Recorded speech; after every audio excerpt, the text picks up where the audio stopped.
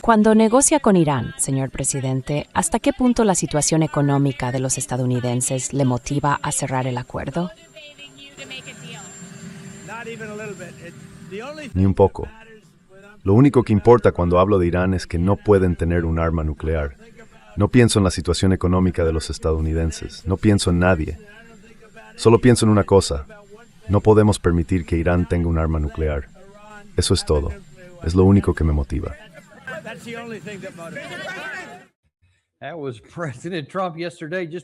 Eso fue el presidente Trump ayer, justo antes de subir a un avión rumbo a China, diciendo ante todas las cámaras, ante todo el mundo que lo escuchaba, que no le importa en absoluto el impacto de la privación económica en Estados Unidos como consecuencia de esta guerra que empezamos, mientras Irán no consiga un arma nuclear. Pero tenemos que intentar averiguar hasta qué punto eso tiene base real. Y para eso contamos con el profesor John Mearsheimer, teórico de las relaciones internacionales, catedrático de ciencia política en la Universidad de Chicago y una persona increíble, gran amigo de nuestro programa.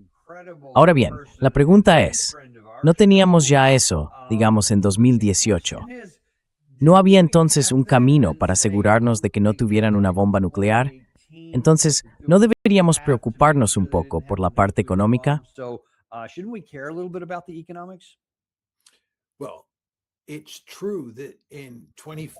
Bueno, es cierto que en 2015 llegamos a un acuerdo con los iraníes, el famoso JCPOA, que hacía literalmente imposible que pudieran adquirir armas nucleares.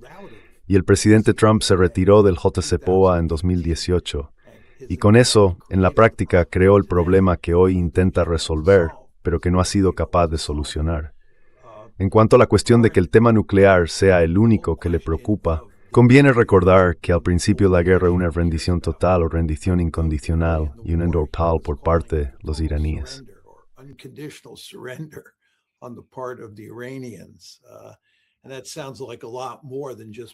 Y eso suena a mucho más que simplemente asegurarse de que Irán no consiga un arma nuclear. En cuanto a la economía, no hay ninguna duda de que la situación económica está pesando muchísimo sobre el presidente Trump.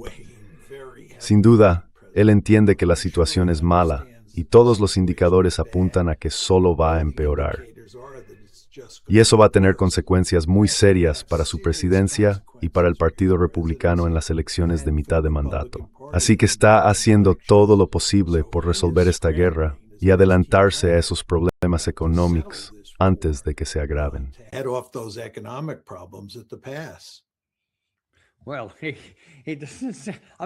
Bueno, no estoy muy seguro de hacia dónde se dirige ahora, porque parece que va por el camino equivocado. En este momento hay un debate dentro del gobierno sobre lo que va a pasar después. Así que estamos en una situación frágil. No sé si llamarlo alto el fuego o simplemente una pausa. No estoy seguro de cuál es la palabra correcta, pero no hay combates. Se han detenido desde hace semanas, 3 o 4, más o menos, después de casi 40 días de bombardeos bastante intensos en ambas direcciones.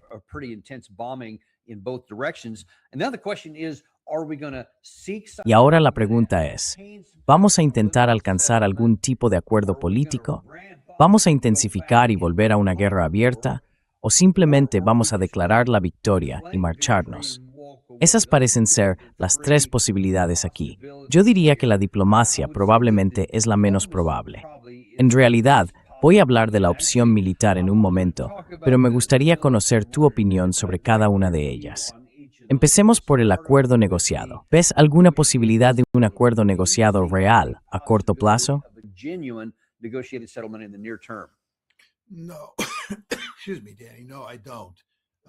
No, perdona, Danny. No lo creo. Hay en realidad 4 razones para eso. Primero, hay varios asuntos distintos que hay que resolver aquí. No se trata solo del tema del enriquecimiento nuclear, sino de toda la cuestión de quién controla el estrecho de Hormuz, de cómo serán las relaciones de Irán con Hezbollah, Hamas y los hutíes en el futuro, y así sucesivamente. Son muchos temas complejos que por sí solos ya llevarán tiempo aclarar. Y luego, encajar todas las piezas llevará aún más tiempo. Así que ese es el primer problema. Hay muchos asuntos complicados. El segundo es que los israelíes harán todo lo posible para asegurarse de que no lleguemos a un acuerdo negociado.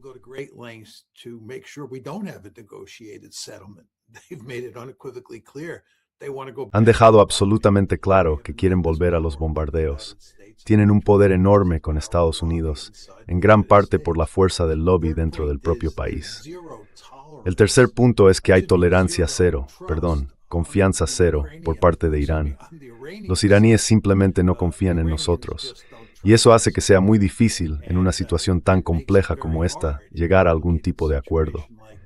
Y el último punto, que no debe subestimarse, es que la administración Trump ha demostrado, desde que llegó al poder en enero de 2017, que cuando se trata de negociar con adversarios y poner fin a guerras, son como una banda que no da una a derechas.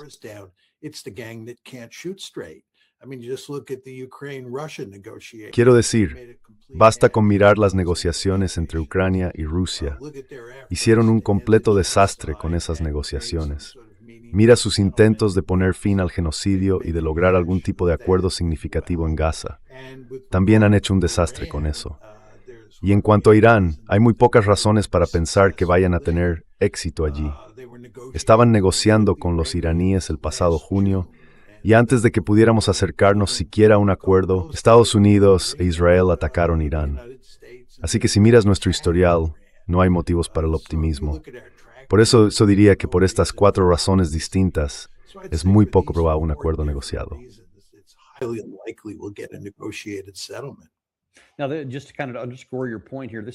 Solo para subrayar tu punto, esta mañana, Dropside News informa que, según sus fuentes, Irán no participará en una segunda ronda de negociaciones. Punto clave, no participará. Ni siquiera empezarán las conversaciones hasta que se cumplan 5 medidas de fomento de la confianza. Primero, poner fin a la guerra en todos los frentes, lo que incluye Líbano y Hamas. Segundo, levantar las sanciones impuestas a Irán. Tercero, liberar los fondos iraníes congelados. Cuarto, compensar los daños sufridos, es decir, pagar reparaciones de guerra. Y quinto, reconocer los derechos soberanos de Irán sobre el estrecho de Hormuz. Y sinceramente, a mí eso me suena a que cada una de esas condiciones, cualquiera de ellas, es una trampa en sí misma. Corrígeme si me equivoco, pero yo lo interpreto como que están diciendo que no habrá ningún acuerdo negociado.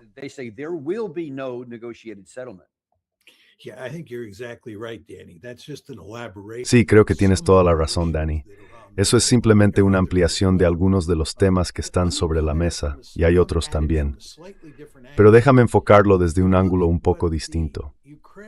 Si miras lo que intentan hacer los ucranianos y los iraníes, y lo comparas con lo que intentamos hacer nosotros, verás que a un nivel muy general tenemos enfoques fundamentalmente diferentes. Lo que quieren hacer los estadounidenses es abrir el estrecho y negociar un acuerdo nuclear desde el principio. Todos esos otros asuntos, quién controla el estrecho, el levantamiento de sanciones, las reparaciones y todo lo demás, preferimos dejarlos para más adelante. Queremos cerrar el acuerdo nuclear al mismo tiempo que abrimos el estrecho.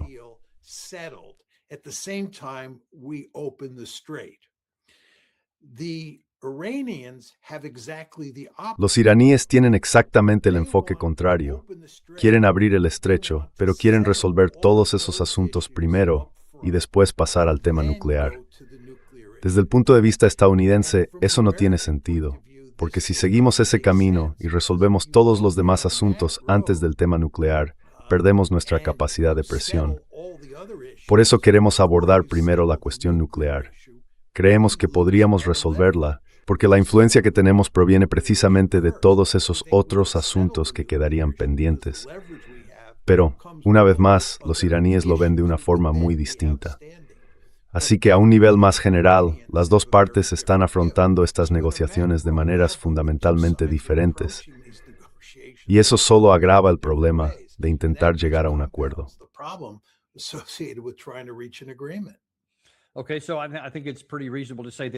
Vale, creo que es bastante razonable decir que al menos en un futuro previsible, no va a haber un acuerdo negociado en el que ambas partes acepten unos términos comunes que pongan fin a la guerra. Así que eso nos deja con las otras dos opciones. Una es la teoría de nos vamos, en la que el presidente Trump simplemente decide declara la victoria y se marcha. Recoge nuestras cosas, levanta el bloqueo y se va, con la esperanza de que Irán haga lo mismo y abra el suyo. Y la otra opción es volver a la guerra. De esa última hablaré aparte. ¿Qué probabilidades crees que hay de que entre todas las opciones posibles, el presidente Trump opte por alguna versión de esa teoría de declarar la victoria y marcharse?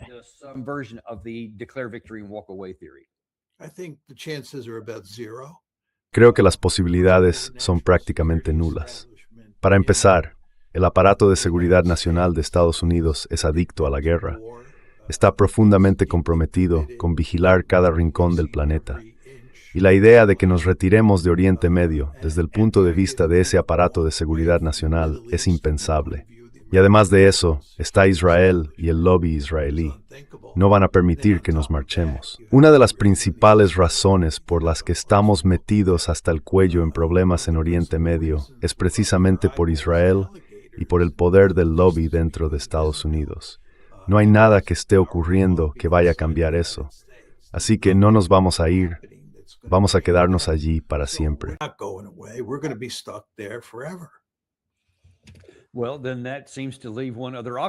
Bueno, entonces parece que solo queda otra opción, a menos que tú veas alguna diferente, y esa sería, y desde luego hay muchos defensores muy influyentes, tanto en el círculo más cercano del presidente Trump como en el ámbito público, volver a las operaciones de combate para acabar con ellos de una vez por todas.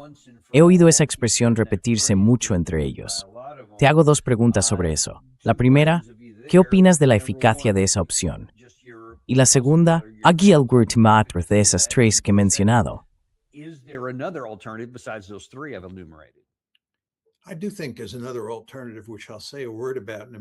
Creo que hay otra alternativa, de la que hablaré en un momento, pero pienso que las posibilidades de que volvamos a la guerra son muy pequeñas, sobre todo porque no podemos ganar. Quiero decir, no pudimos ganar en la campaña inicial de bombardeos, y no es que ahora tengamos armas mágicas o fuerzas adicionales que nos vayan a permitir ganar.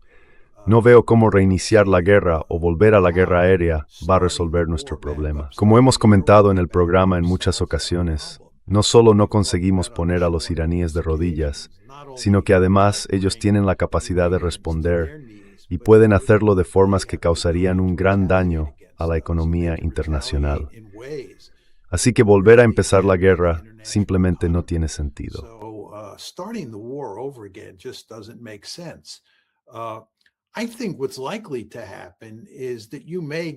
Creo que lo más probable es que se llegue a algún tipo de acuerdo para abrir el estrecho o a un acuerdo temporal sobre algunos temas concretos.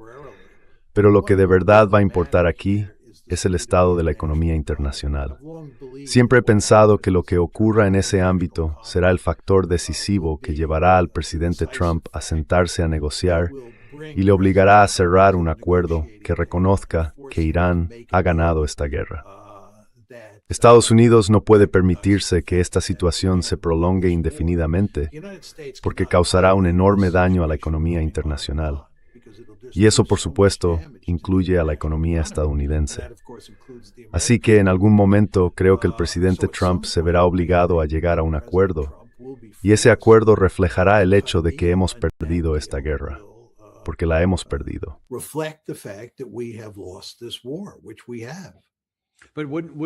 Pero si existen los mismos obstáculos contra eso de declarar la victoria y marcharse, ¿no estarían esas mismas fuerzas también en contra de cualquier tipo de acuerdo así al que él pudiera acceder?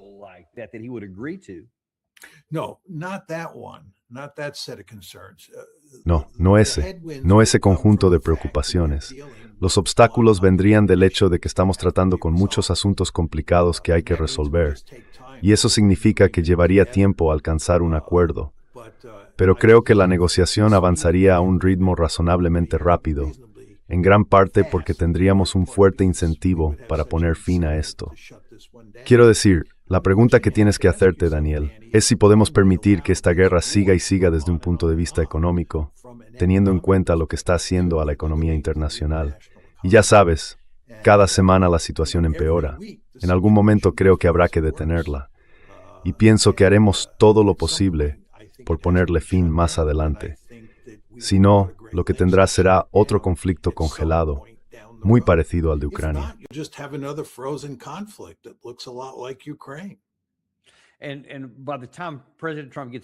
Y para cuando el presidente Trump regrese de China, hablaremos de su visita en un momento, va a haber mucha presión para que haga algo por el tema del que hablábamos: la economía, el precio del petróleo, el precio de la gasolina, los fertilizantes, el helio, el aluminio, todos esos productos que siguen llegando en cantidades insuficientes desde el Golfo. ¿Cuánto tiempo puede permitir que esta situación continúe? O mejor dicho, ¿cuánto tiempo puede el presidente Trump resistir la presión antes de que sea tan fuerte que le obligue a tomar una decisión así? Es decir, ¿cuánto tiempo puede mantenerse este punto muerto?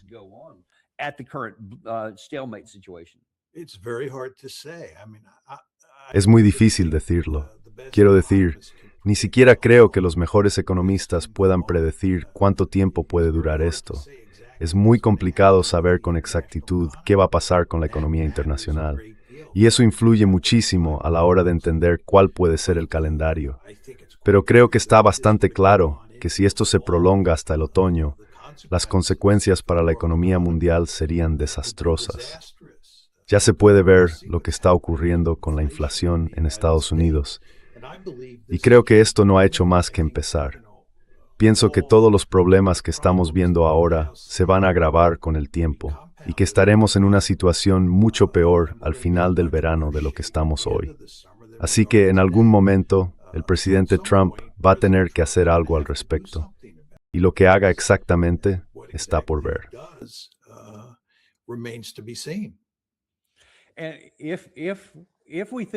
Y si pensamos que el presidente Trump no es inmune a la presión económica ni a cierta lógica, ¿no parecería razonable que, por tanto, el mejor escenario posible para Estados Unidos fuera decir, salgamos de esto ya? Porque esas cosas de las que hablas, esas presiones económicas y todo eso, están casi asumidas desde el principio. Deben ir acumulándose cuanto más tiempo siga esto cerrado. Así que, por tanto, nos conviene hacer todo lo necesario, lo antes posible, para reducir los problemas que se van acumulando. Y sin embargo, no parece que estemos dispuestos a hacerlo.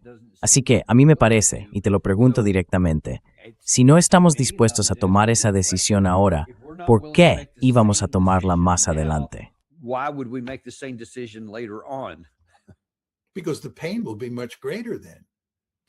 Porque el dolor será mucho mayor entonces. La realidad es que hasta ahora el dolor no ha sido tan grande, no ha sido suficiente para obligar al presidente Trump a cerrar un acuerdo. Él puede seguir fingiendo que no hemos perdido la guerra y puede hablar de todo el poder de negociación que tenemos y de cómo vamos a salir airosos de esta situación.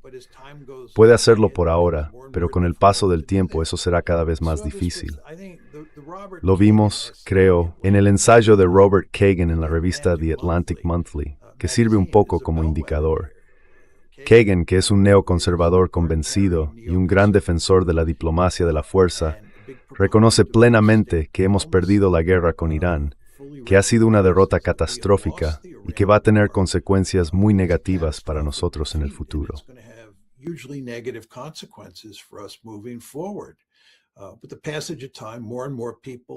Pero con el paso del tiempo, cada vez más gente se dará cuenta de eso. Y el dolor que sufriremos, y que también sufrirán otras personas en todo el mundo, incluidos nuestros aliados en Europa, será muy grande. Eso pondrá una enorme presión sobre el presidente Trump para que cierre algún tipo de acuerdo. Exactamente cómo será ese acuerdo es difícil de decir. Y como comentábamos antes, dado que hay muchos elementos en juego en cualquier negociación, puede que lleve un tiempo encajar todas las piezas. Pero lo cierto es que los incentivos para hacerlo rápido serán muy fuertes, por todo el poder de negociación que tienen los iraníes.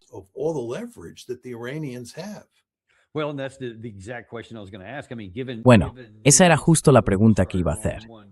Quiero decir, dadas esas condiciones que dicen que los iraníes tienen que cumplir siquiera para empezar las negociaciones, eso implica que son muy conscientes de todas esas presiones de las que hablas y por tanto no quieren ceder en nada. Así que uno se preguntaría, con razón, ya sé que te estoy pidiendo que especules, pero ¿cómo podría ser un acuerdo que nosotros pudiéramos aceptar y que al mismo tiempo fuera aceptable para Irán, para sacarnos las castañas del fuego más adelante cuando las cosas se pongan difíciles.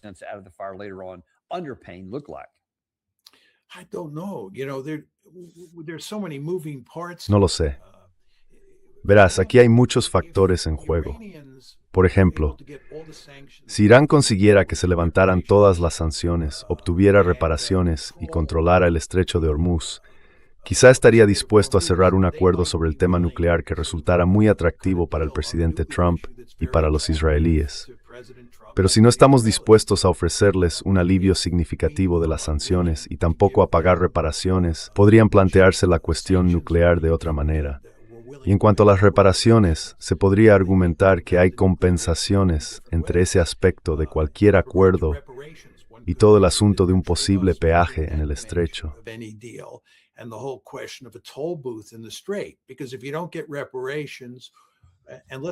Porque si no consigues reparaciones y digamos que tampoco obtienes mucho alivio en las sanciones, entonces el peaje cobra más importancia. O puede que si se levantaran todas las sanciones y se pagaran las reparaciones, estuvieran dispuestos a renunciar al peaje. En otras palabras, lo que vemos aquí es que hay muchos elementos distintos en un posible acuerdo futuro que hay que resolver por separado. Y además, la forma en que todos encajan entre sí es muy importante. Y, bueno, podríamos especular sin parar sobre distintas maneras de cerrar un acuerdo, pero cómo será realmente es imposible saberlo.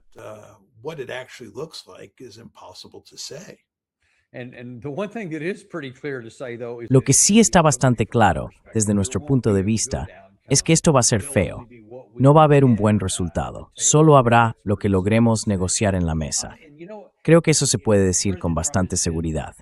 Y bueno, el presidente Trump ha sido, digamos, casi legendario este año por decir una cosa y al día siguiente decir otra completamente distinta, cosas totalmente desconectadas de la realidad. Si solo fuera él, podríamos decir, de acuerdo, tenemos un problema serio aquí. Pero no es solo él. Ayer en el Capitolio comparecieron el secretario de Defensa, Pete Hegseth, y el jefe del Estado Mayor Conjunto, Daniel Davis, para informar sobre la situación de la guerra. Y senadores de ambos partidos les hicieron muchas preguntas. Quiero mostrarte la primera, del senador Lindsey Graham, que no solo se dirige a quienes están en el estrado, sino también a sus compañeros del Partido Demócrata, diciéndoles básicamente, ¿sabéis qué? Todo esto es culpa vuestra.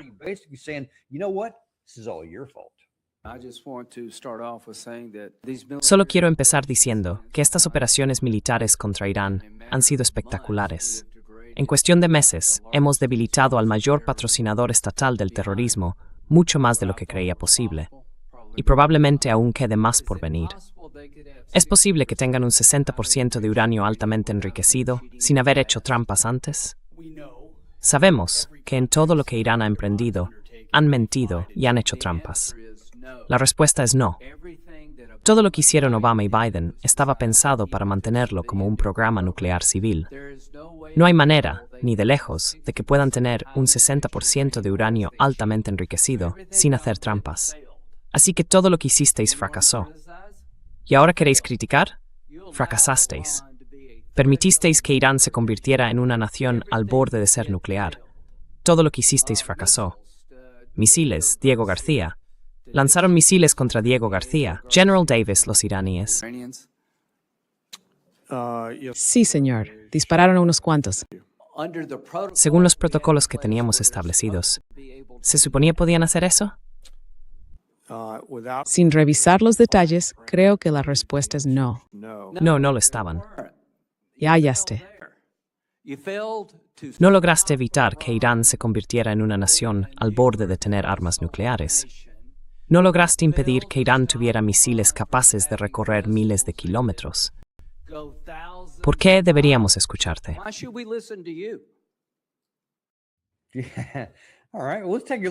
Vale, bien, veamos un par de esas cosas. Primero, su afirmación de que Irán, al reprocesar uranio hasta el 60%, estaba haciendo trampa. Pero ¿no resulta un poco extraño decir eso cuando fuimos nosotros quienes nos retiramos de la negociación, del acuerdo, en 2018, cuando ellos estaban en el 3,67% y cumpliendo con los límites autorizados? ¿Tú cómo lo ves?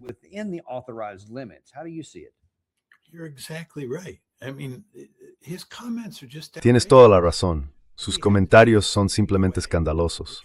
Teníamos el acuerdo nuclear, el JCPOA, que hacía imposible que Irán enriqueciera uranio hasta el 60%. Y fue el presidente Trump, con el apoyo de Lindsey Graham, quien se retiró del JCPOA en 2018.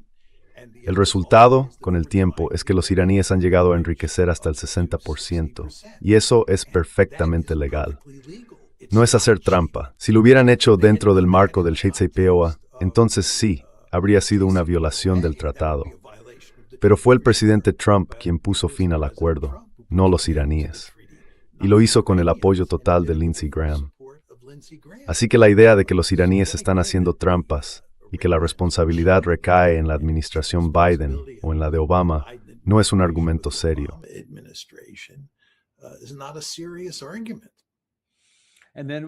Y luego la segunda parte que mencionó sobre los misiles de largo alcance. Al parecer, era culpa de los demócratas que Irán tuviera misiles de largo alcance. ¿Hay algo de cierto en eso?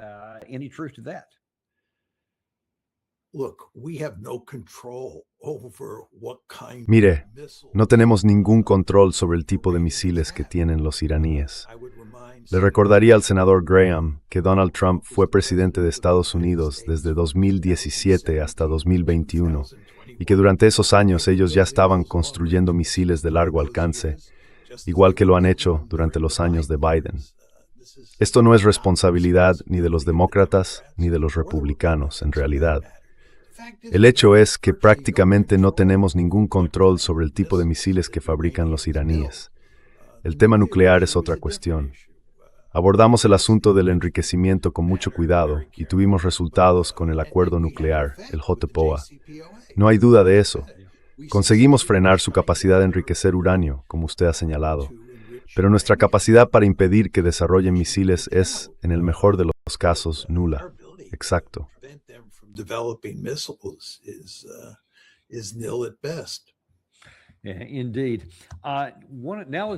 Exacto. Ahora pasemos a uno de los senadores demócratas que preguntaba, sin mucha hostilidad, pero con una cuestión bastante legítima. Básicamente decía, ¿cómo es posible que este país, con un presupuesto de defensa de alrededor de $1 billón, al menos antes de intentar subirlo a 1,5, no sea capaz de someter a un país cuya industria de defensa mueve entre 11 y 12 mil millones al año, al menos antes de que empezara esta guerra? Y esa fue la pregunta que le hizo al jefe del Estado Mayor Conjunto.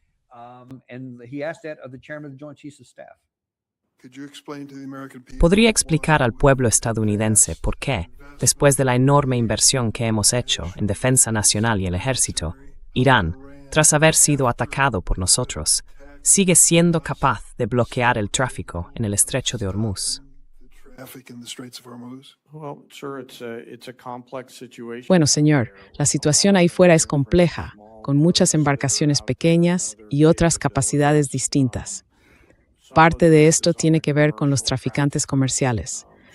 Pero parte del problema principal es que Irán está manteniendo a la economía global como rehén a través del estrecho. Yo les animaría a que piensen con prudencia sus próximos pasos y aprovechen la oportunidad de abrir el estrecho. Esa es una decisión que tienen que tomar. Desde luego que sí. Supongo que la pregunta que me hago es esta. Mientras hablamos de presupuestos militares de más de $1 billón, parece que un presupuesto muy pequeño nos está teniendo como rehenes en el estrecho de Hormuz.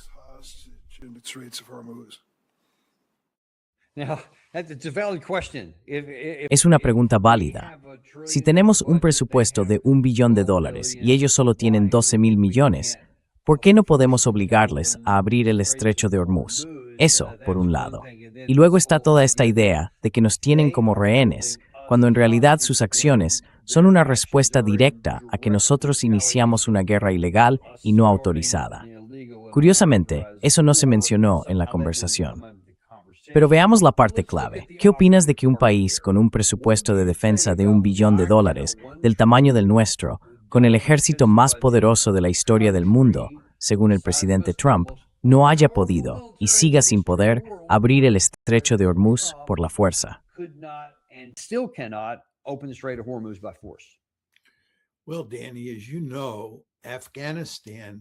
Bueno, Daniel, como sabes, Afganistán tenía un presupuesto de defensa mucho más pequeño. Los talibanes allí tenían un presupuesto mucho menor que el de Irán. Y aún así, nos enfrentamos a ellos en una guerra que duró 20 años. ¿Y sabes qué pasó? Que los talibanes ganaron. Salimos de Afganistán con el rabo entre las piernas. Cuando yo era joven, Estados Unidos luchó en aquella guerra con Vietnam del Norte y el Vietcong. Si miras los presupuestos de defensa de los bandos enfrentados, el nuestro era muchísimo mayor, y nuestro ejército, en términos políticos o militares, era mucho más poderoso que el de Vietnam del Norte y el Vietcong juntos.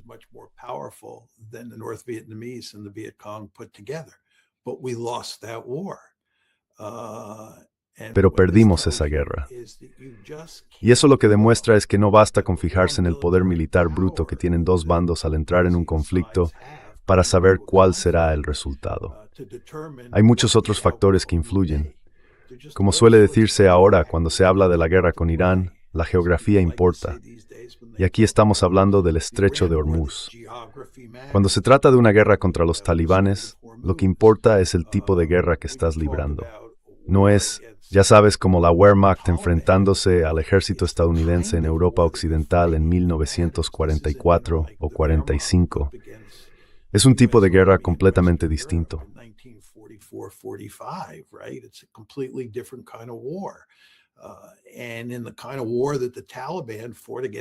Y en el tipo de guerra que los talibanes libraron contra Estados Unidos en Afganistán, tenían enormes ventajas. Y si volvemos a la guerra de Vietnam, como he señalado en muchas ocasiones, ganamos todas y cada una de las batallas de esa guerra, pero perdimos la guerra.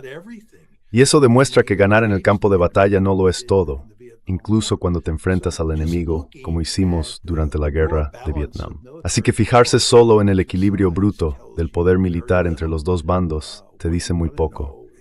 Lo que realmente quieres saber es cómo se va a desarrollar la guerra en la que has decidido meterte, porque eso es tan importante, o incluso más, que el equilibrio general del poder militar.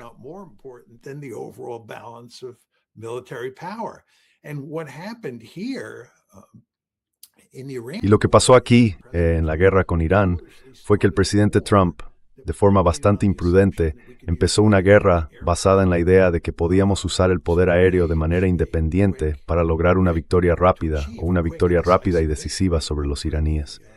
Pensaban que, ya sabes, con una estrategia de impacto y pavor, podrían decapitar al régimen y que ellos se rendirían de inmediato. Pero no funcionó. Y deberían haberlo sabido. De nuevo, lo que hay que tener en cuenta no es solo lo que el poder militar puede conseguir, sino también lo que no puede hacer. Hay límites reales a lo que el poder militar puede lograr, sobre todo cuando se trata de alcanzar determinados objetivos políticos. Y tener poder militar, ser militarmente fuerte, no garantiza automáticamente que vayas a conseguir esos objetivos políticos.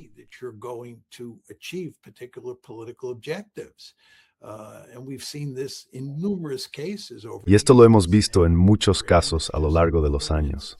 E Irán es solo otro ejemplo de cómo un país muy poderoso, y Estados Unidos es un país muy poderoso, no puede gastar tanto dinero, aunque lo haga de forma más o menos eficiente, sin acabar teniendo un ejército tremendamente fuerte.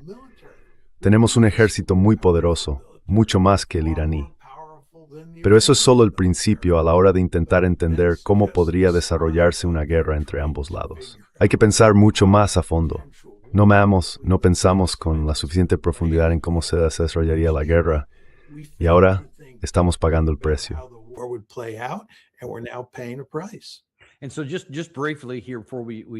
Y antes de pasar a otros temas que también son muy importantes, me gustaría que aclararas algo. Al principio del programa dijiste que no creías que volviéramos a operaciones de combate, porque sería tan poco probable ganar la segunda parte como lo fue la primera. ¿Podrías explicar por qué? Porque el presidente Trump y muchas voces influyentes en el Congreso que apoyan volver a la guerra han dicho, mira, ya destruimos un 70% antes. ¿Entramos otra vez? acabamos con el 25 o 30% que queda y entonces se vendrán abajo.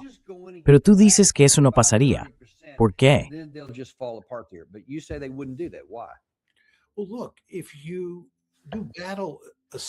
Bueno, mira, si haces una evaluación de lo que pasó en la primera fase de la guerra, en la primera campaña aérea, está bastante claro que la comunidad de inteligencia dentro de Estados Unidos ha llegado a la conclusión de que, básicamente, fracasamos.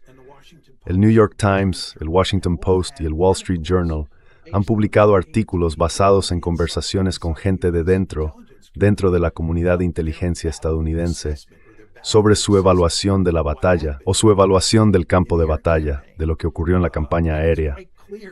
Y está bastante claro que aproximadamente 3/4 partes de los lanzadores móviles de Irán y de sus misiles balísticos y de crucero siguen ahí. Piénsalo bien, más o menos 3/4 partes de sus lanzadores móviles y de sus misiles balísticos y de crucero siguen ahí. Además, alrededor del 90% de sus lanzadores y misiles subterráneos siguen disponibles. 90%. 90%.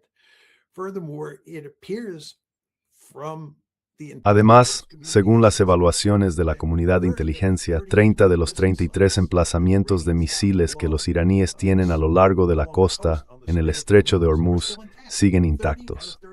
30 de 33. Bueno, espera, retiro eso, Dani. Creo que en realidad es en el Golfo Pérsico, a lo largo del Golfo Pérsico, donde siguen intactos. Así que la idea de que prácticamente destruimos su capacidad de misiles y de drones en la primera campaña simplemente no es cierta, según la comunidad de inteligencia estadounidense. Y además, hay un punto de enorme importancia del que tú y yo ni siquiera hemos hablado. Hemos gastado una parte enorme de nuestras municiones y armas más valiosas en esta primera fase de la campaña. ¿De verdad queremos volver a usar esos recursos tan preciados en la segunda parte? Yo creo que no queremos hacer eso. Sí.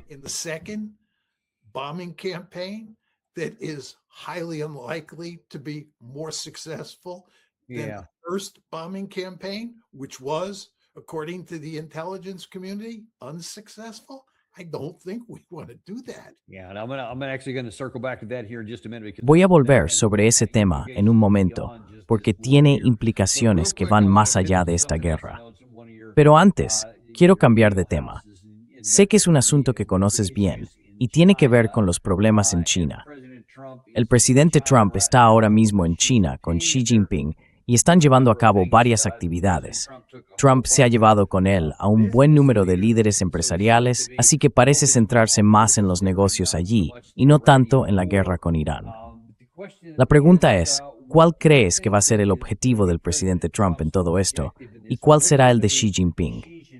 Aquí tenemos en la televisión estadounidense al ex primer ministro australiano Rudd dando su opinión.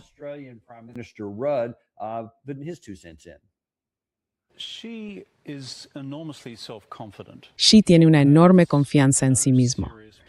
No tiene una oposición política seria.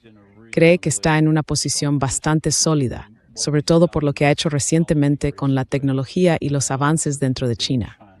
Pero al mismo tiempo, también reconoce que su economía no está rindiendo bien y que el desempleo juvenil va en aumento. Así que, cuando mira hacia esta cumbre, piensa, yo, Xi Jinping, quiero una relación estable con Estados Unidos.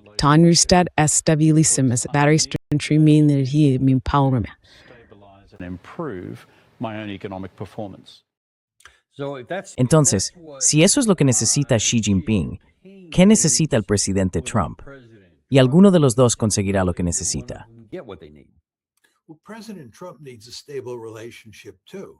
Bueno, el presidente Trump también necesita una relación estable porque, como sabes, Danny está hasta el cuello con la guerra contra Irán.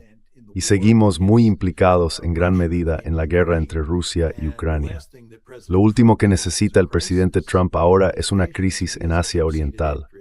Así que tiene un interés muy profundo en esa región y está haciendo todo lo posible por, ya sabes, alcanzar algún tipo de entendimiento con Xi Jinping en Asia Oriental. El problema es que se ha instalado una competencia inevitable en materia de seguridad entre Estados Unidos y China. Y existe un gran riesgo de que esa competencia acabe provocando una crisis e incluso una guerra. Y creo que el presidente Trump, sin duda, no quiere que eso ocurra ahora.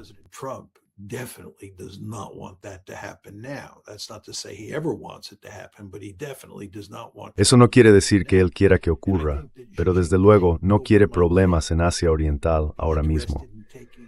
Y creo que Xi Jinping, aunque uno podría pensar que estaría interesado en aprovechar una posible debilidad de Estados Unidos en la región en este momento, no parece tener intención de seguir ese camino. Xi Jinping, al igual que Donald Trump, parece más bien interesado en mantener el statu quo y evitar conflictos. Así que creo que veremos una buena relación en apariencia entre ambas partes. Puede que haya desacuerdos en algunos temas, pero no creo que de esta cumbre salga nada especialmente positivo ni tampoco negativo.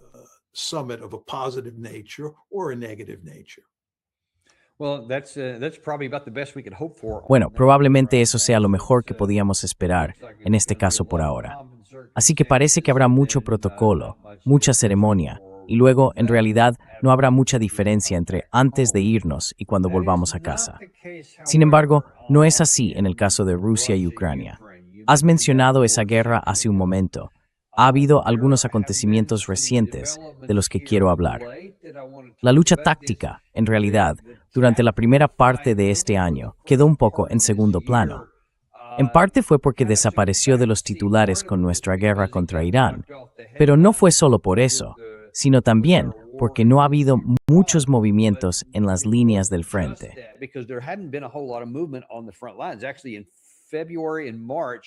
En realidad, en febrero y marzo no vimos prácticamente ningún cambio en el territorio. Hubo muchos combates, murieron muchas personas en ambos bandos, pero apenas hubo movimiento. Es la primera vez, creo que desde noviembre de 2023, que pasaba algo así. Ahora últimamente están ocurriendo un par de cosas. La primera es que Rusia está exigiendo que Ucrania abandone el Donbass para abrir un corredor, y entonces dicen que habrá conversaciones de paz. Y eso es un mensaje distinto, porque Reporter, hasta ahora los rusos habían dicho que no aceptarían ningún tipo de alto el fuego hasta que se iniciaran negociaciones para poner fin a la guerra.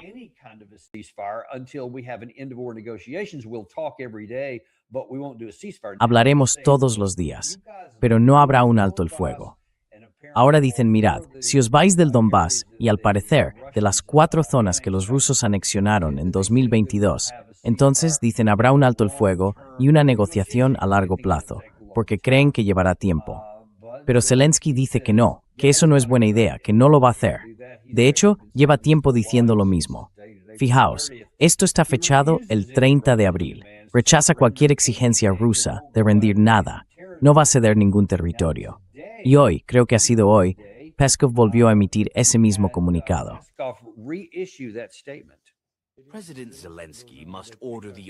El presidente Zelensky debe ordenar a las Fuerzas Armadas de Ucrania que cesen el fuego y se retiren del territorio de Donbass, del territorio de las regiones rusas.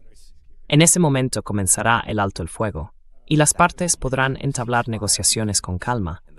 Por cierto, esas negociaciones serán, inevitablemente, muy difíciles y abarcarán una gran cantidad de detalles importantes.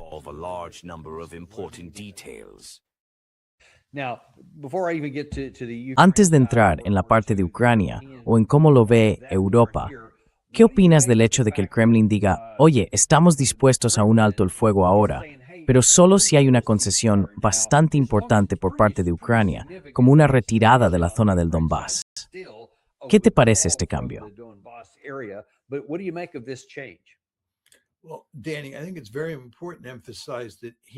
Bueno, Danny, creo que es muy importante destacar que no está pidiendo simplemente una retirada del Donbass. Está pidiendo una retirada de todas las zonas rusas. Y como sabes, los rusos han anexionado 4 oblasts diferentes.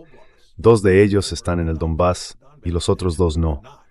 Así que Peskov está pidiendo que los ucranianos abandonen el territorio que ahora controlan en los 4 oblasts. Eso incluye Zaporizhia y Gerson.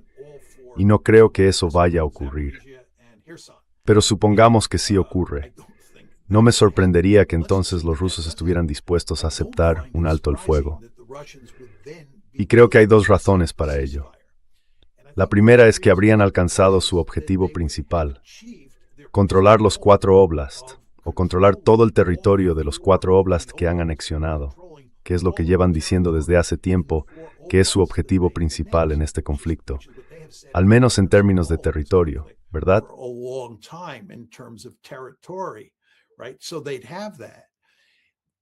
Así que tendrían eso. La segunda cuestión es que un alto el fuego no es más que otra forma de decir conflicto congelado. Y eso es exactamente lo que va a pasar aquí. La idea de que vas a tener un alto el fuego, que luego abra el camino a negociaciones y que de ahí salga un acuerdo de paz, eso no va a ocurrir. Nunca vas a conseguir un acuerdo de paz real. Lo mejor a lo que se puede aspirar es a un conflicto congelado. Y lo que te estoy diciendo es que un alto el fuego, en la práctica, es eso, un conflicto congelado.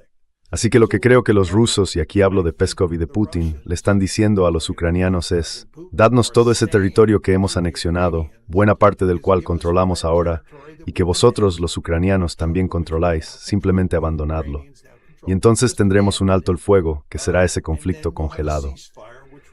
Y como era de esperar, Zelensky dijo: no, gracias.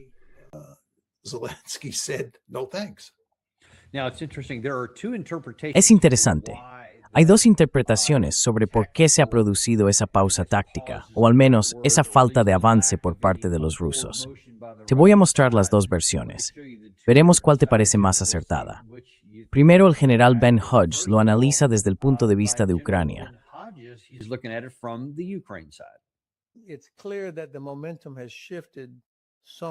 Está claro que el impulso se ha desplazado de alguna manera a favor de Ucrania. Eso no significa que Ucrania esté a punto de ganar ni nada por el estilo, pero creo que cada vez resulta más evidente que Rusia no tiene forma de derrotar realmente a Ucrania. Este cambio de impulso se debe en parte a las enormes bajas que Ucrania ha causado a Rusia. Por primera vez, las pérdidas superan lo que Rusia es capaz de incorporar a su ejército. Y por tanto, desde hace meses, no hay ningún avance significativo sobre el terreno por parte de las fuerzas rusas.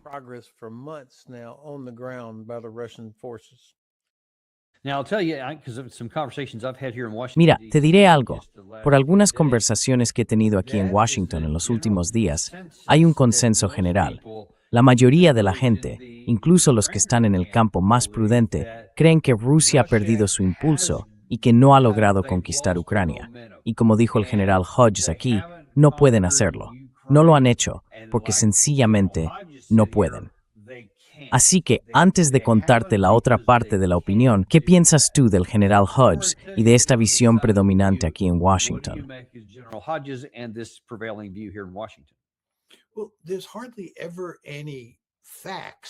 Bueno, casi nunca hay hechos que respalden esas afirmaciones. Son solo eso, afirmaciones.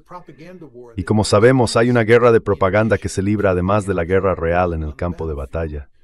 Lo que personas como el general Hodges quieren hacer es animar a los ucranianos, decirles que pueden ganar. Y además quieren que Occidente, tanto Estados Unidos como los europeos, siga apoyando a Ucrania. Y la forma de hacerlo es decir que Ucrania está ganando en el campo de batalla, que ha cambiado el rumbo y que los rusos están en serios apuros, que se están quedando sin personal, que están sufriendo enormes bajas y que la guerra está al alcance de Ucrania. Esa es básicamente la historia que se repite hasta la saciedad en Occidente. Y es una historia que lleva años contándose.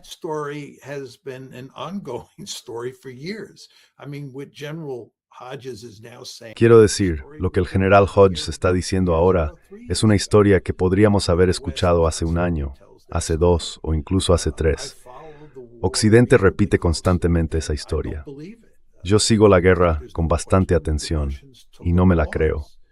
Creo que no hay duda de que los rusos hicieron una pausa y tampoco hay duda de que los ucranianos recuperaron una pequeña parte del territorio, pero eso no tiene ningún significado en el conjunto de la situación. Y ahora los rusos han vuelto a avanzar. Está bastante claro. Y aunque no están ocupando territorio al ritmo que tú y yo pensábamos hace 2 o 3 años, en gran parte por la presencia de una cantidad enorme de drones, no hay duda de que están avanzando. Y creo que acabarán conquistando el Donbass en un futuro próximo.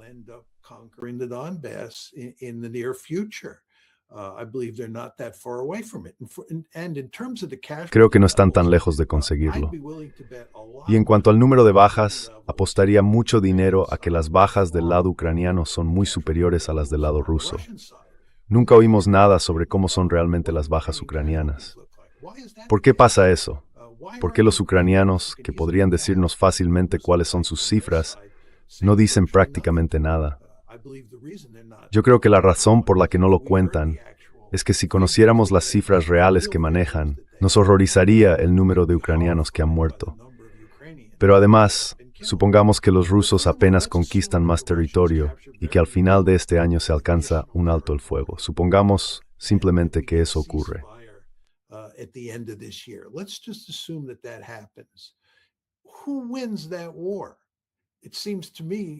¿Quién gana esa guerra? A mí me parece que los rusos terminan con un 20% de Ucrania y con un conflicto congelado. Así que creo que no hay ninguna esperanza de que Ucrania recupere todo ese territorio que perdió en la quinta parte oriental del país. Simplemente no va a pasar. Los rusos van a conservar el territorio que han conquistado en esta situación hipotética que estoy describiendo. La única pregunta interesante en este momento es qué tan grande será la victoria de Rusia. ¿Reconquistará o conquistará todo el territorio de esos 4 oblasts que ha anexionado? ¿O solo una parte de ese territorio? ¿O quizá conquiste más allá de esos 4 oblasts? Nadie sabe con certeza cómo se va a desarrollar todo esto en los próximos meses.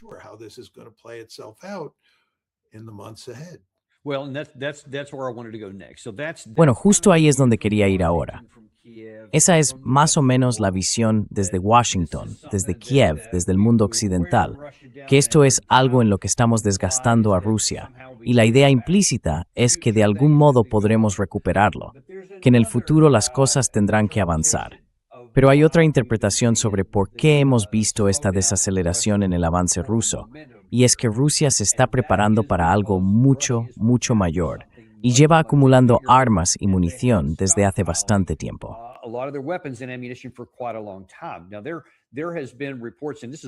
Hace ya más de un año que se informó de que la capacidad industrial, sobre todo para los Gerán y los Gerán 2, los drones de largo alcance, y también para muchos de sus misiles, como el Iskander y varios hipersónicos, estaba prácticamente en un modo de producción de guerra total.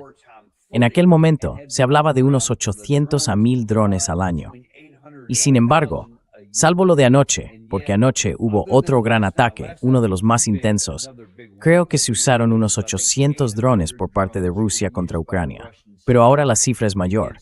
Según los informes que vi esta mañana, están produciendo unos 1500 al mes. Aún así, no están utilizando ni una fracción de eso en el frente, lo que sugiere que han estado acumulando un gran arsenal.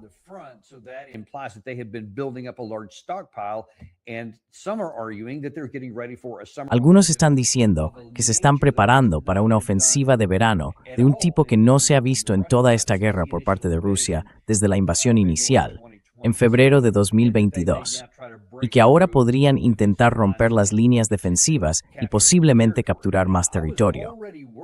Ya estaba preocupado por eso.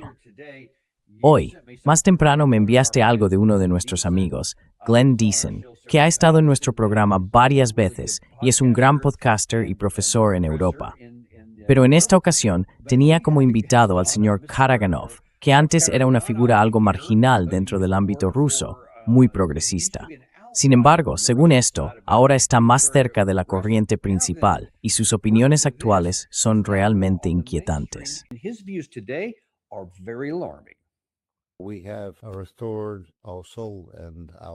Hemos recuperado nuestra alma y nuestro honor. Hemos empezado a valorar a las personas de nuestra sociedad que realmente lo merecen. Las élites meritocráticas, los académicos, los médicos, los oficiales. Y el país está volviéndose más fuerte, más sano. Pero por eso estamos pagando con demasiadas vidas. Así que mi consejo a mi gobierno es que deberíamos poner fin a esta guerra, al menos en Europa, subiendo un peldaño en la escalada. Primero, atacando con armas convencionales puntos simbólicos o logísticos en suelo europeo. No necesitamos ni un solo centímetro de Europa, tal como ustedes la entienden. Y luego, si no ceden, deberíamos continuar con ataques nucleares relativamente masivos, ofreciendo, por supuesto, algún tipo de ultimátum. Si aún así no ceden, algunos países de Europa deberían desaparecer.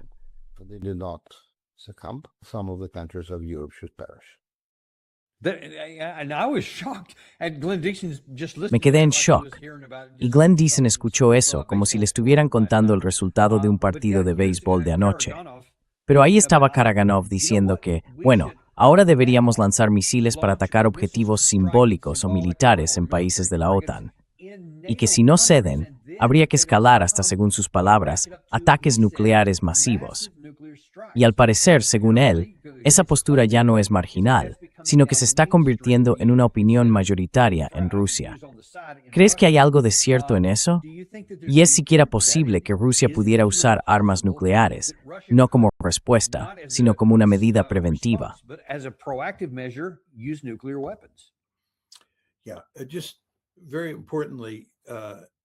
Sí, y esto es muy importante. Sergei Karaganov lleva defendiendo este argumento desde los primeros momentos de la guerra entre Rusia y Ucrania, y al principio estaba claramente en minoría. Pero como deja claro en esa entrevista con Glenn, su opinión sobre la necesidad de pensar en atacar objetivos en Europa e incluso en la posibilidad de usar armas nucleares contra países europeos es, según él, la opinión mayoritaria dentro de Rusia. Y eso resulta realmente impactante. Ahora bien, déjame decirte lo que creo que está pasando aquí. Creo que Karaganov y muchos otros rusos entienden que los europeos y Estados Unidos, pero sobre todo se centran en los europeos. Es muy importante entender que de una forma muy significativa separan a Estados Unidos de Europa y ponen el foco en los europeos como los malos de la historia.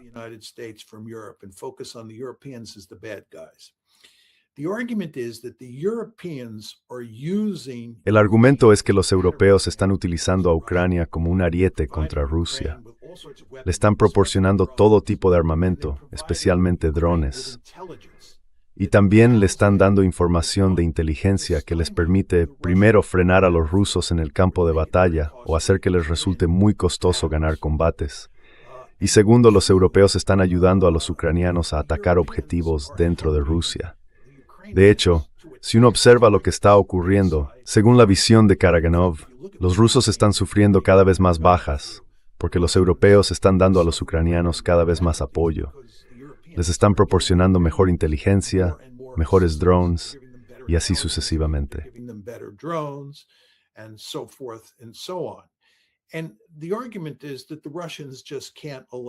Y el argumento es que los rusos no pueden permitir que esto continúe. Los rusos no pueden permitir que los europeos salgan indemnes mientras los ucranianos hacen el trabajo sucio por ellos. Así que el argumento de Karaganov es que lo que hay que hacer es enviar una señal muy clara a los europeos de que esto tiene que terminar, que no pueden seguir usando a Ucrania como un ariete contra Rusia. Si esos europeos piensan que pueden permitir que los ucranianos saquen a Rusia del grupo de las grandes potencias con esta estrategia, están delirando. No vamos a dejar que eso ocurra, ese es el argumento. En fin, lo que dice Karaganov que debería hacerse primero es atacar con armas convencionales a los países europeos que apoyan a los ucranianos.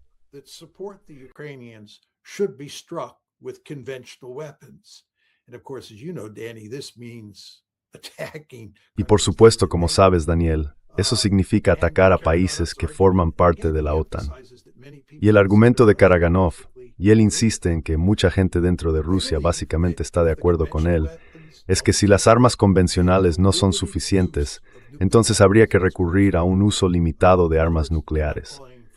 En otras palabras, no están hablando de un gran primer ataque para destruir el arsenal nuclear de Reino Unido o de Francia, ni de ganar una guerra nuclear. Hablan de un uso limitado de armas nucleares, sobre todo con fines demostrativos, para enviar una señal muy clara a Occidente, que ellos, los rusos, no van a tolerar más apoyo europeo al esfuerzo bélico de Ucrania. Tiene que parar. Punto. Se acabó.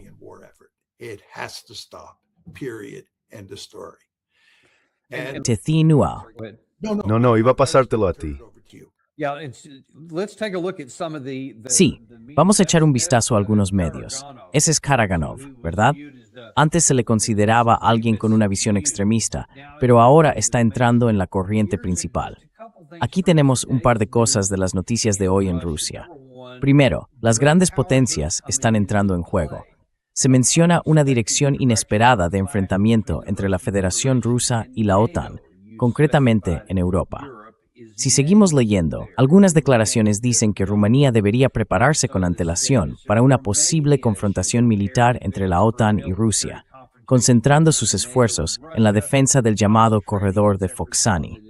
Esta advertencia la hizo el antiguo subcomandante de las fuerzas de la OTAN en Europa, James Everard.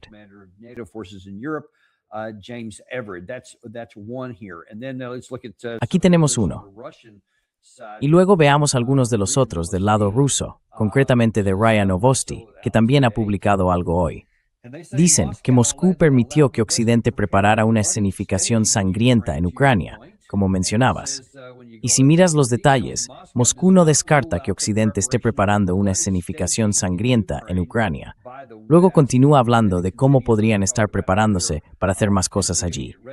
Así que, básicamente, cada vez hay más debate público sobre la posibilidad de que la guerra avance.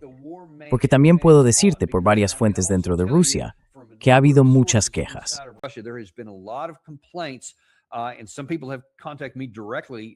Algunas personas me han contactado directamente desde Moscú, tienen amigos y familiares en el frente, y me dicen que hay un creciente enfado con Putin por no hacer ciertas cosas.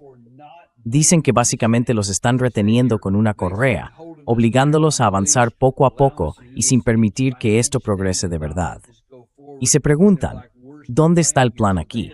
Así que han estado presionando a Putin desde muchos frentes. Y otra fuente que tengo me comentó que incluso algunos altos cargos a nivel del Politburó también lo están presionando. Está bajo presión para hacer algo más. ¿Le preocupa esa presión?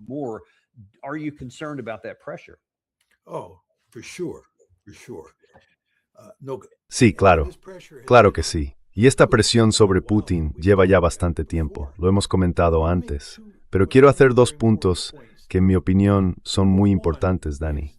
El primero es que mientras Trump se esfuerza por destrozar la relación transatlántica y se aleja de la OTAN, eso crea una situación en la que los europeos están en cierta medida por su cuenta. Así que de una forma muy significativa, Trump está favoreciendo los intereses de los rusos aquí, porque la seguridad estadounidense ya no está tan estrechamente vinculada a la seguridad europea como lo estaba con los predecesores de Trump. Así que conviene tenerlo presente, porque a medida que la relación transatlántica se debilita, aumenta la probabilidad de que los rusos actúen de esta manera.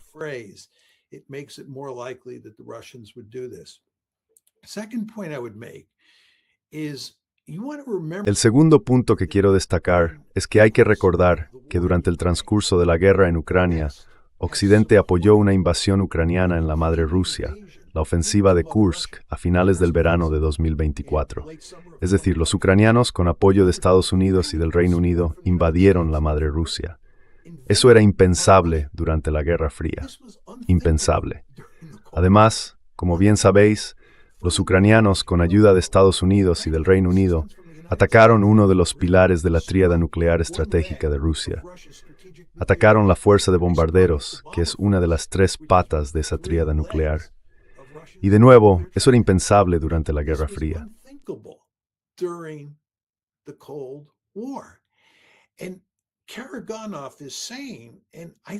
Y Karaganov dice, y creo que en esto tiene bastante razón, que en Occidente la gente ha perdido de vista el hecho de que vivimos en un mundo nuclear y que Rusia es una potencia con armas nucleares.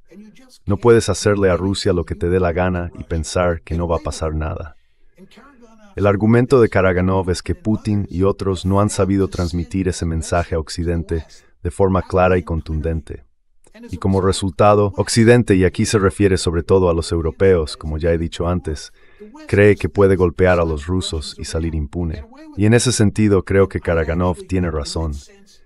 Me sorprende bastante hasta qué punto las élites occidentales no entienden lo peligroso que es el juego que están jugando con respecto a Rusia.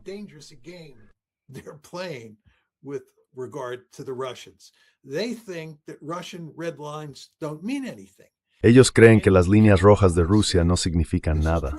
Y Karaganov dice que eso es cierto y que hay que rectificar la situación. Su argumento básico es que solo hay una forma de hacerlo: lanzar unas cuantas armas nucleares y así se centrarán.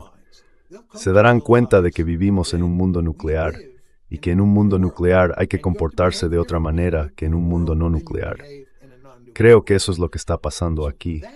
Y todo esto indica que, si personas como el general Hodge tienen razón, y ahora estamos en una posición en la que podemos derrotar a los rusos, en la que la situación está cambiando, deberían entender que eso aumenta mucho las probabilidades de que los rusos recurran a las armas nucleares.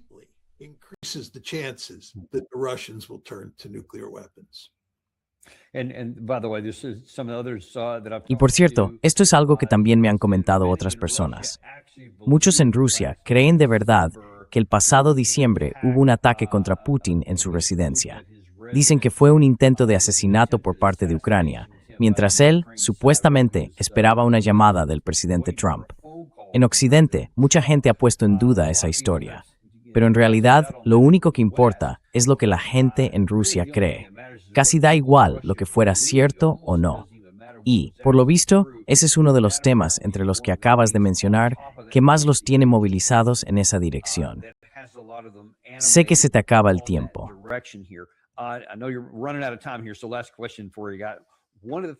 Última pregunta para ti. Una de las cosas que me preocupa sobre si Rusia podría llegar a plantearse hacer algo que antes era impensable, incluso a nivel convencional, atacar realmente un objetivo militar en territorio de la OTAN, lo que sin duda activaría el artículo 5, es si parte de su cálculo es algo así como: yo también sé hacer cuentas, dirían los rusos, y veo todos esos misiles de largo alcance, todos esos proyectiles de artillería, todo tipo de material, vehículos blindados, miles y miles de ellos que habéis mandado al cementerio en Ucrania y que habéis agotado los vuestros, sobre todo los misiles antiaéreos PAC-3 y otros sistemas de defensa aérea de distintos tipos.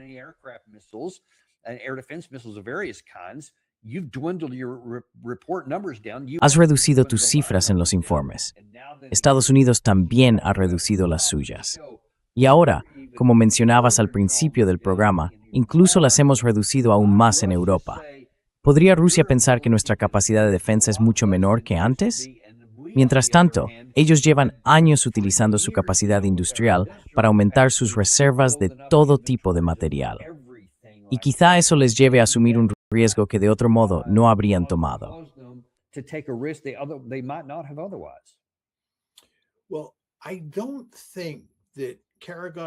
Bueno, no creo que Karaganov ni los rusos en general estén pensando en ganar la guerra usando fuerzas convencionales para atacar Europa Occidental o empleando armas nucleares. No creo que eso sea lo que está pasando aquí. De lo que habla Karaganov es de demostrar a Occidente que están dispuestos a subir un peldaño más en la escalada. Y lo que pretenden es colocar a ambas partes en una situación, sobre todo si se usan armas nucleares, en la que todo podría descontrolarse y acabaríamos todos incinerados. Pero lo que están haciendo en realidad es enviar un mensaje. A vosotros os corresponde la última oportunidad clara de evitar el desastre.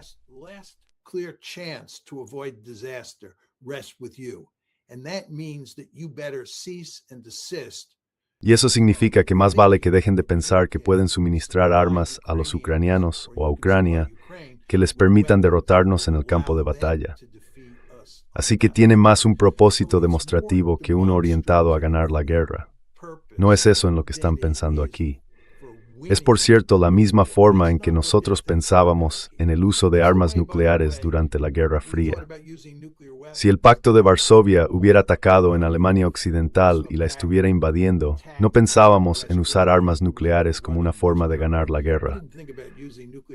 Lo que pensábamos hacer era utilizarlas para demostrar al Pacto de Varsovia, o en este caso a la Unión Soviética, que hablábamos muy en serio y que más les valía detener la guerra de inmediato, antes de que subiéramos un peldaño más en la escalada. Así que de ese efecto demostrativo es de lo que estamos hablando.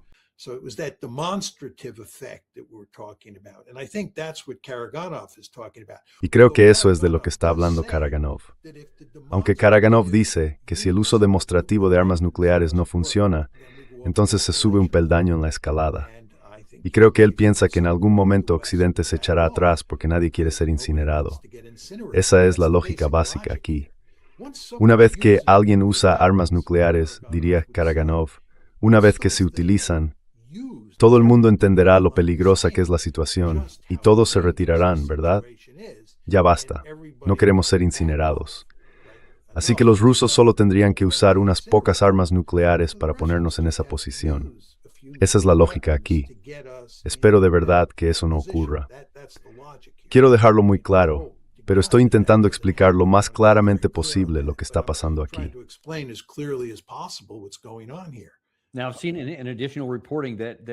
He visto algunos informes adicionales que dicen que según ciertas fuentes en Rusia, antes de llegar al punto de usar armas nucleares tácticas, podrían lanzar misiles convencionales contra varios objetivos militares dentro de algunos países de la OTAN, como paso previo para mostrar que están dispuestos a escalar el conflicto. Y el siguiente paso serían esas armas nucleares. Así que mi pregunta es, con lo que sabes ahora, y teniendo en cuenta la arrogancia que se percibe en Occidente, si misiles convencionales impactan en territorio de la OTAN, y por supuesto eso activaría de inmediato el artículo 5, ¿crees que recibirán ese mensaje? ¿O piensas que lo ignoraremos y subiremos nosotros mismos la escalada, respondiendo contra Rusia y provocando una posible guerra nuclear?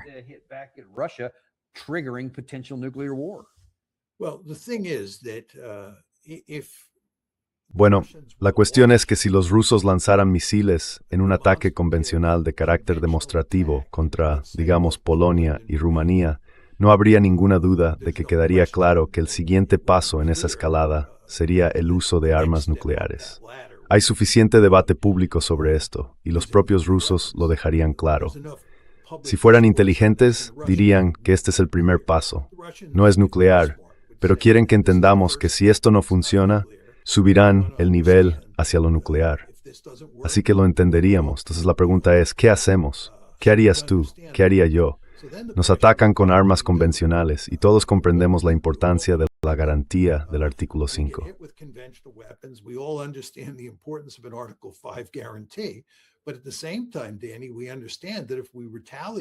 Pero al mismo tiempo, Danny, entendemos que si respondemos a Rusia con armas convencionales, si decidimos entrar en un juego de ojo por ojo con ellos, ¿verdad? Eso significa con toda probabilidad que ellos recurrirán entonces al uso de armas nucleares. Y cuando usen armas nucleares, ¿qué hacemos nosotros? Supongamos que utilizan 6 armas nucleares. ¿Responderíamos lanzando 6 armas nucleares contra Rusia? Ya sabes, es un camino por el que no quieres ir. Y mira, creo que cada vez que se usan armas nucleares, los incentivos para que todos intenten calmar la situación, dar un paso atrás y poner fin a esto antes de que se descontrole, esos incentivos son enormes.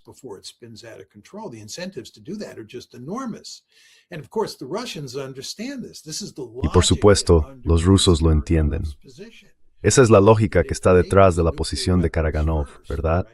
Que si ellos usan armas nucleares primero, no es que nosotros vayamos a tener ningún incentivo para usarlas después. Diríamos, mejor pongamos fin a esto. Y de nuevo, hay que recordar que los estadounidenses intentan alejarse de Europa todo lo posible, así que no van a querer verse envueltos en una guerra nuclear con Rusia, ni siquiera en una guerra convencional que implique a Ucrania. Así que los rusos, ya sabes, tienen una posición bastante fuerte aquí, lo que hace que todo esto, por cierto, eso es precisamente lo que lo hace tan inquietante, ¿no?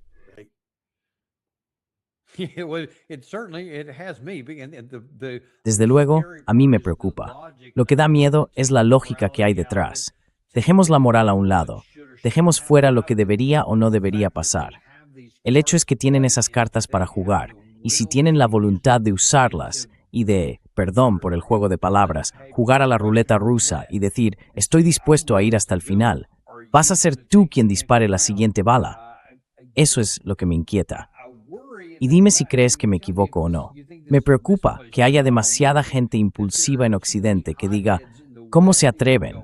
No vamos a echarnos atrás ahora. No vamos a dejar que esos rusos se salgan con la suya. Vamos a responder, o al menos queremos hacerlo. Y cuando dicen nosotros, en realidad se refieren a Francia, al Reino Unido o a Estados Unidos, porque son los únicos que tienen ese tipo de cartas. Pero ¿crees que alguien más lanzaría misiles convencionales, sea cual sea el objetivo, sabiendo que eso podría convertirles en el blanco de la respuesta?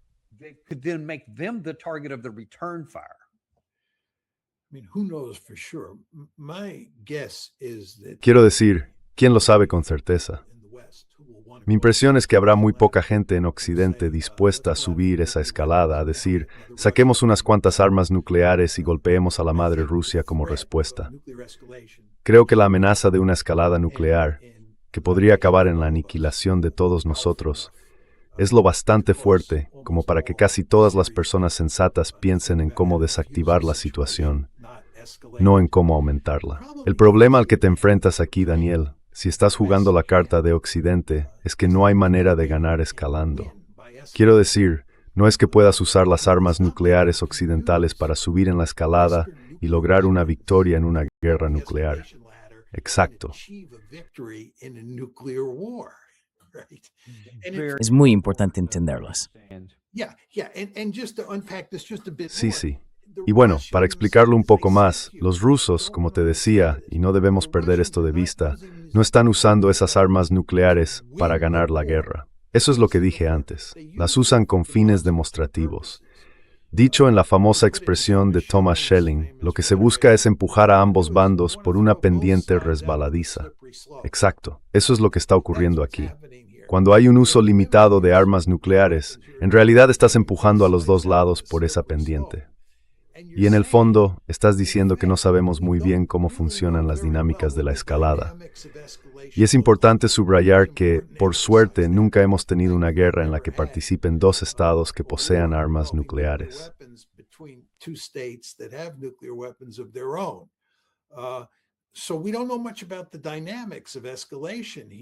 Así que no sabemos mucho sobre cómo puede escalar esta situación, y todo podría acabar de forma terrible. La última oportunidad clara para evitar un desastre está en vuestras manos, en las de los europeos o en las de los estadounidenses. Por eso, más vale que no subáis esa escalera de escalada.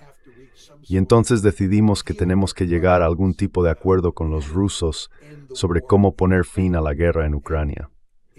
Y si eso ocurre, entonces Rusia gana. Gana en el sentido de que logra imponer su voluntad. No gana una victoria militar en el campo de batalla, ni consigue un primer ataque brillante con su arsenal nuclear. Pero lo que sí hace es, con esos ataques demostrativos, forzar a los europeos, a los ucranianos y a Estados Unidos a detener los ataques contra Rusia y a buscar algún tipo de acuerdo.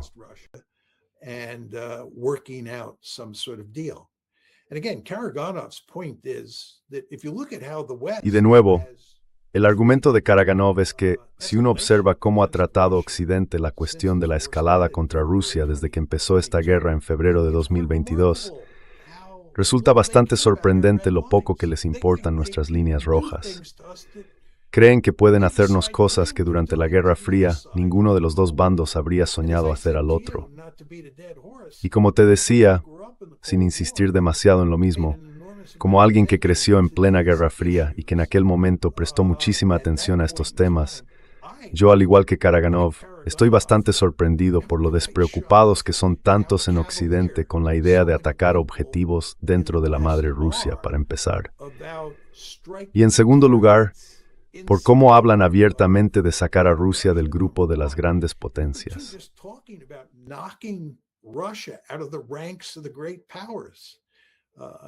Just all sorts of people have been talking about that since the very beginning.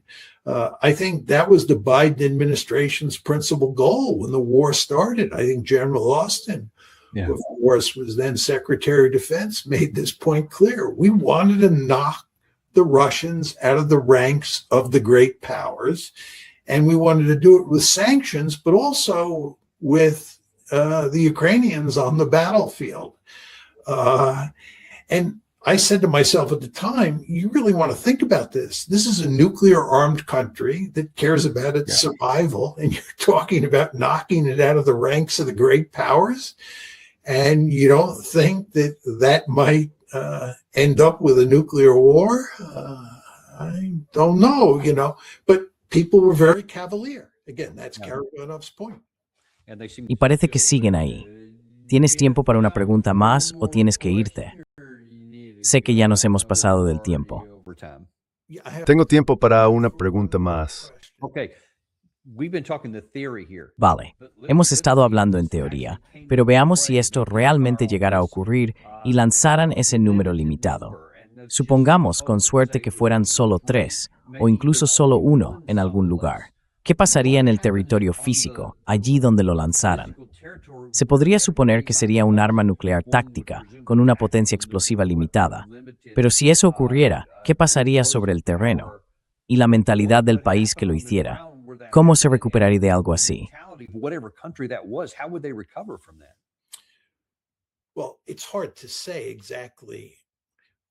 Bueno, es difícil decir con exactitud qué harían los rusos si se vieran empujados a usar armas nucleares.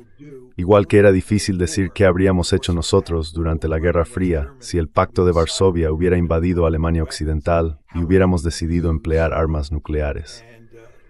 ¿Cuántas usarías? ¿Y contra qué las dirigirías? Mi impresión es que lo que intentarías hacer sería minimizar las víctimas todo lo posible. No usarías un arma nuclear muy grande ni un gran número de ellas, quizá unas pocas, con una potencia no demasiado alta, y las dirigirías a zonas donde no haya mucha gente. Y lo que esperas en una situación así es que el simple hecho de usar armas nucleares sea suficiente para asustar a todo el mundo de verdad.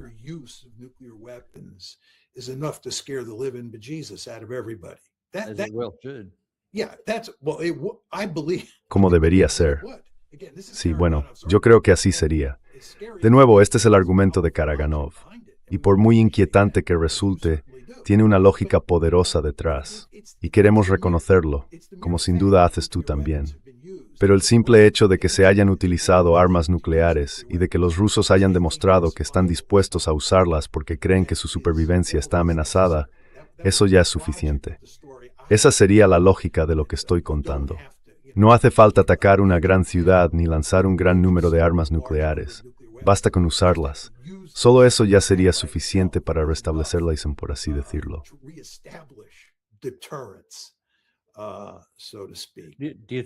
¿Cree que el comentario de Karaganov en el programa de Glenn Deason fue algo que dijo por su cuenta o piensa que lo hizo con el conocimiento del Kremlin?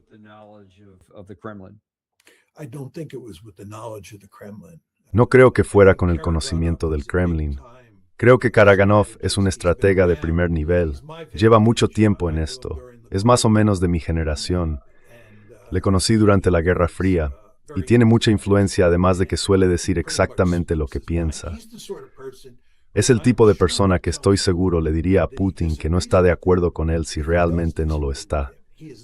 No es alguien que se contenga. Y me imagino que Putin valora el hecho de que sea tan sincero. Pero me sorprendería mucho que hubiera pedido permiso. Y la razón principal por la que lo digo, Danny, es que lleva defendiendo este argumento desde hace mucho tiempo.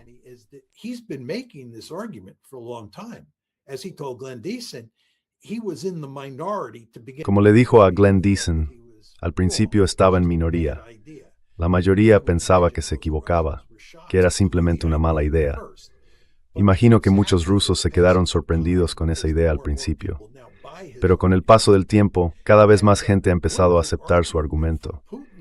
Y se podría decir que desde el punto de vista de Putin, o desde la perspectiva de la élite rusa, es positivo que Karaganov participe en programas como el de Glenn y diga lo que dijo, alto y claro, porque eso envía una señal a Occidente de que los rusos están pensando en seguir ese camino.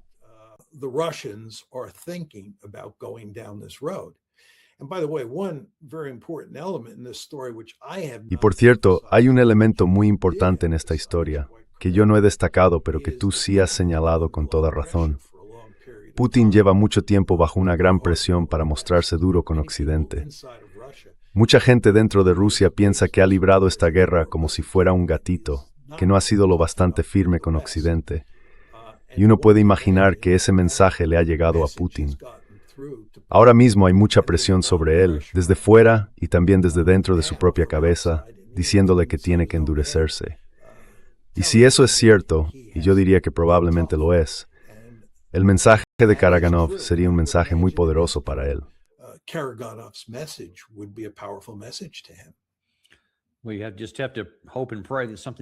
Solo nos queda esperar y rezar para que algo cambie en ese sentido, sobre todo en el lado occidental. Porque que Dios nos ayude si seguimos siendo imprudentes y no hacemos nada para cambiar la dinámica, o si pensamos que podemos presionar más y de algún modo obtener un resultado mejor. Parece muy probable que eso se vuelva en nuestra contra de una forma que ni siquiera podemos imaginar. De todos modos, muchísimas gracias por acompañarnos hoy y gracias también por darnos un poco más de tiempo. Sé que nos hemos pasado un poco, pero de verdad te lo agradezco muchísimo.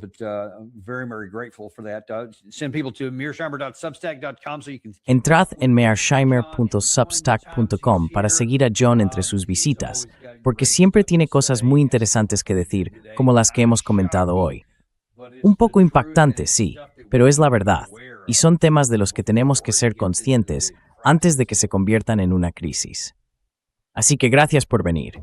Y gracias también a todos vosotros. Nos vemos en el próximo episodio de Daniel Davis Deep Dive. Ya sabéis que no tenemos patrocinadores porque no nos gusta bombardearos con anuncios. A mí no me gustan. Así que demostrad un poco de apoyo. Suscribíos, dadle a me gusta y compartid esto con alguien que os importe.